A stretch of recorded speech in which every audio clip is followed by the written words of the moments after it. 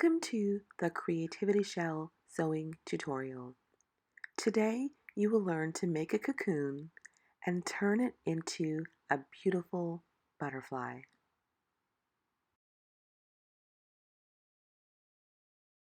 These are the materials needed to complete this project.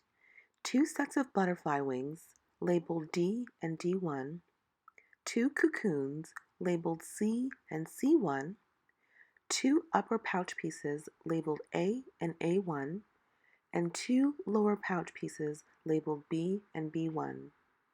A small antenna piece is also included in this kit.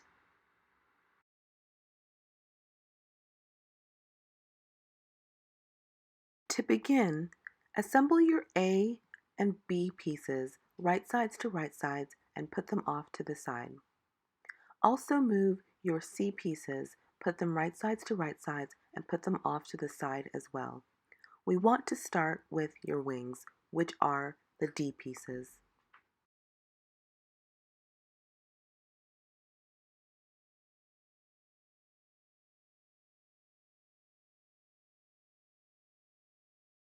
Lay your wings or your D pieces flat and double check that they're facing each other right sides to right sides. Don't worry if the pieces of fabric do not match up exactly. We are going to still sew them together and cut off any excess fabric that is in our way.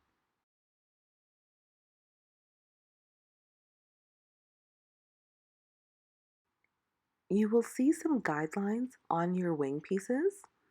There's going to be an X where you will begin and sometimes a dot or an S where we want you to stop. We're going to sew all around the sides of the wings as shown in the guidelines that I just drew.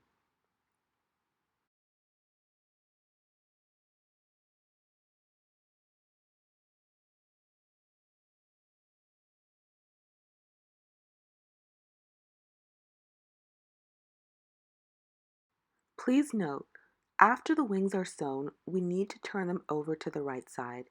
Please leave this spot here open and do not sew them together.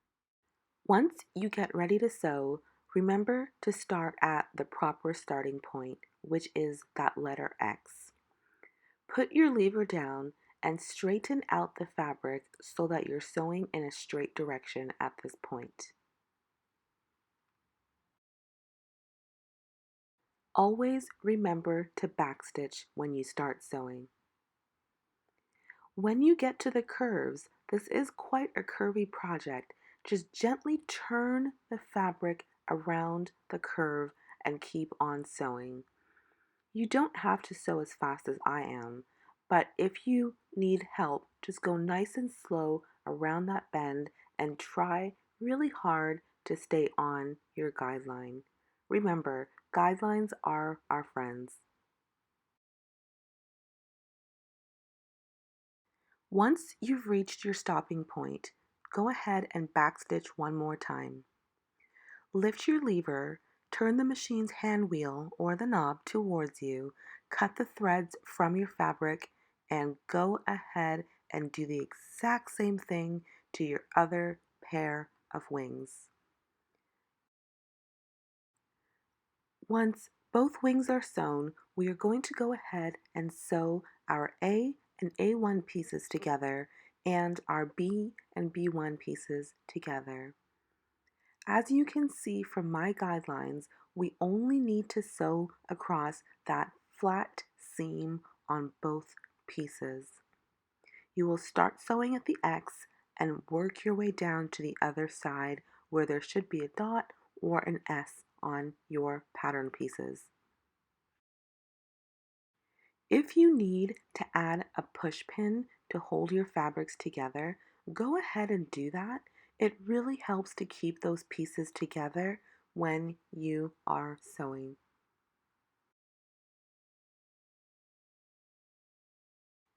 Now you want to sew both that straight line on your A pieces as well as your B pieces.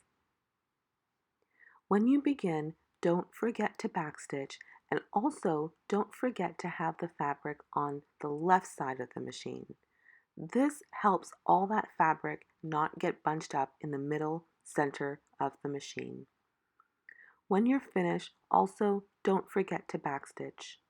On my machine, my backstitch button is a tiny U-shaped button. Yours might be a little bit different because different machines have different ways of indicating things, but the backstitch button is usually something that has a U shape or another symbol that says it's going backwards. Once my A and B and D pieces are sewn, I'm going to use this time to trim off any excess fabric that I have. Be very careful not to cut into your seam lines because you don't want to have any holes in your fabric. Once they're sewn, go ahead and turn them over to the right sides.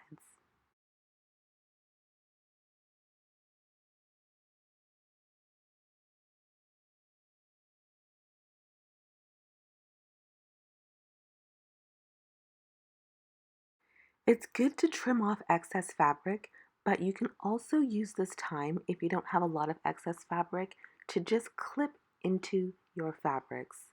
This is really good when you're sewing around concave and convex shapes because it really helps to give what's called give to the materials outside that seam.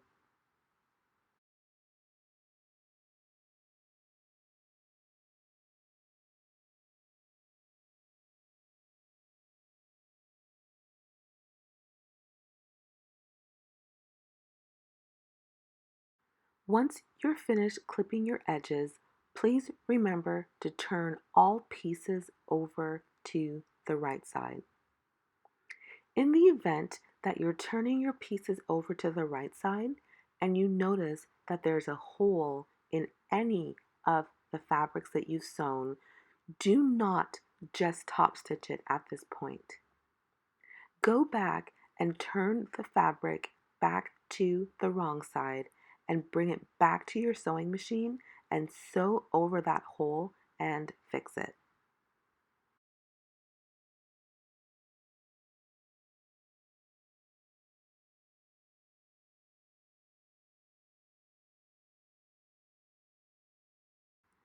When you go to sew over your hole to fix it, you don't have to sew around the entire thing that you've already sewn. You only need to sew over that small part, maybe about an inch before and an inch after, so that you have secured your edges, you have fixed your hole, and you strengthen your fabric.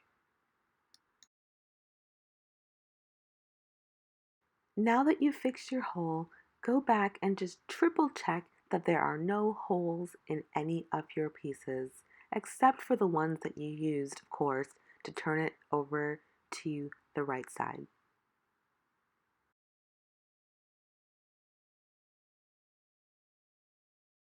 With your wings or your D pieces, we also need to top stitch all the way around the edges. At this point, you can also go ahead and decorate your wings.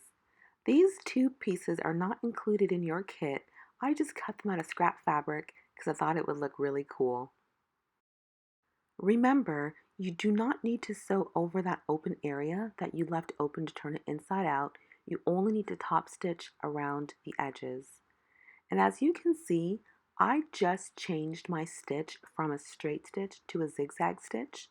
I'm going to zigzag stitch around the edges of my fabric as a way of top stitching it, just to, again, add more decoration to the wing, but you do not have to. If you want to use a straight stitch, you can, or if your machine has other decorative stitches, you can use them as well. Just remember, the most important thing is that you're stitching right on top of the edge of this wing. If you have any other decorative element, you also want to go ahead and add it to your wing at this time. Also, do not forget to sew the other wing. The layout of this butterfly cocoon is very important. Start with your C1 piece facing upwards with the right sides facing your face and the point of it facing your body.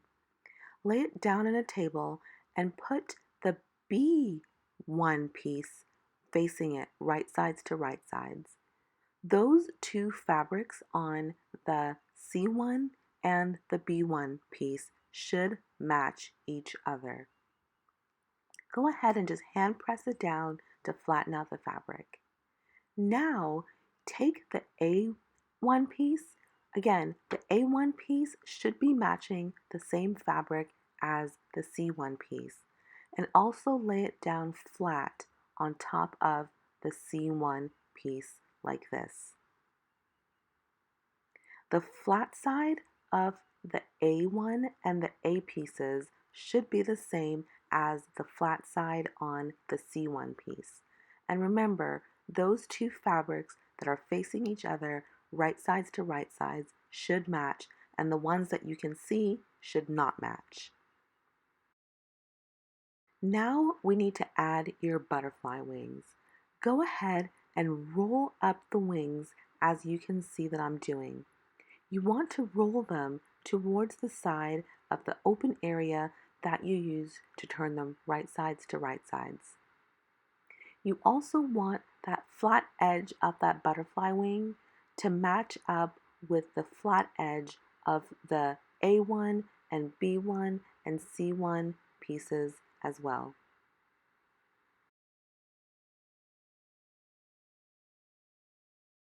Because the butterfly wings are so long, I don't want to sew on them when I'm sewing around the edges of this butterfly cocoon. I'm using a push pin and I'm just going to pin them in place a little bit upwards like this so that I can sew around that seam freely without risk of capturing the butterfly wing into my seam. Make sure that pin goes all the way through the fabric and all the way back to the other side.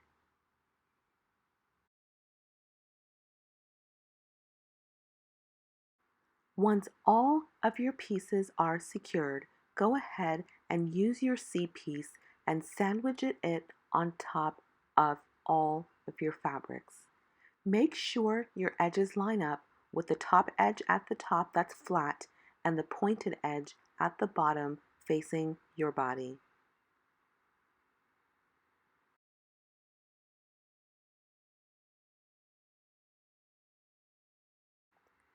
Also at this point, you want to go ahead and use some push pins to hold all of those pieces of fabrics together.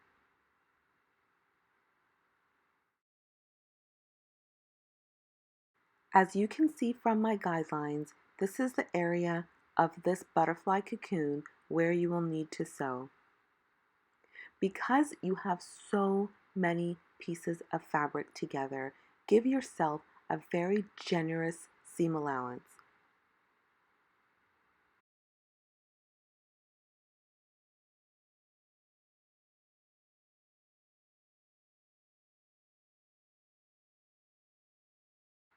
Also, if you are using a zigzag stitch on your machine, don't forget to go back to a straight stitch.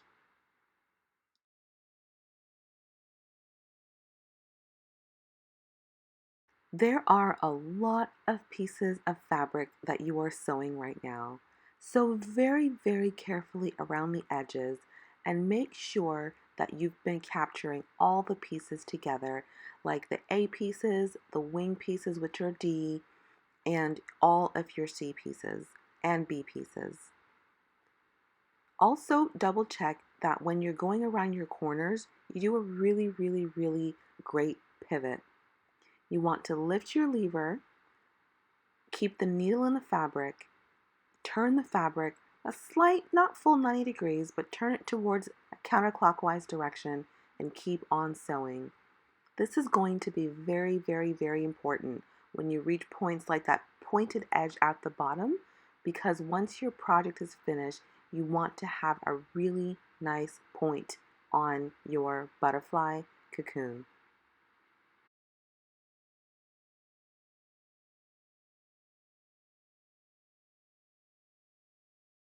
Once you're finished sewing, do not forget to take out the push pins. Once you're finished sewing, it's time to turn everything over to the right side. Be very careful. You still have two push pins on the inside of this fabric. You don't want to poke yourselves. It might be easier to hold on to the butterfly wings and gently pull them out, but be very careful that you don't pull them too hard.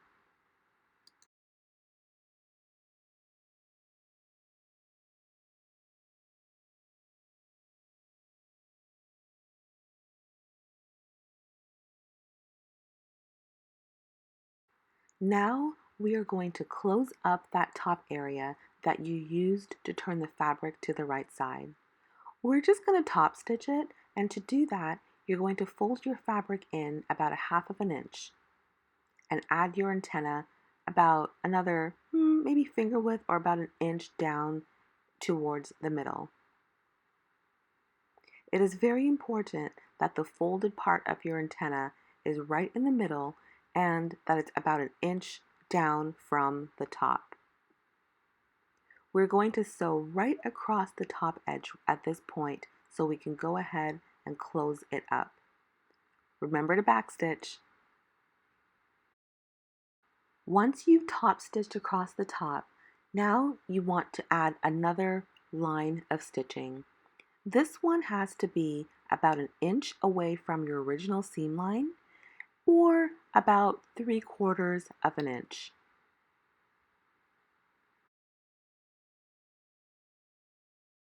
When you're finished top stitching, you should have 2 rows of stitching just like this. And voila, you just made your very own beautiful butterfly. If you want to add some eyes to it or other decoration at this point, you can. And you can also use that pouch to fold it all back inside to make it a cocoon again. Thank you for sewing with us. And remember, be happy and create happy from the Creativity Show.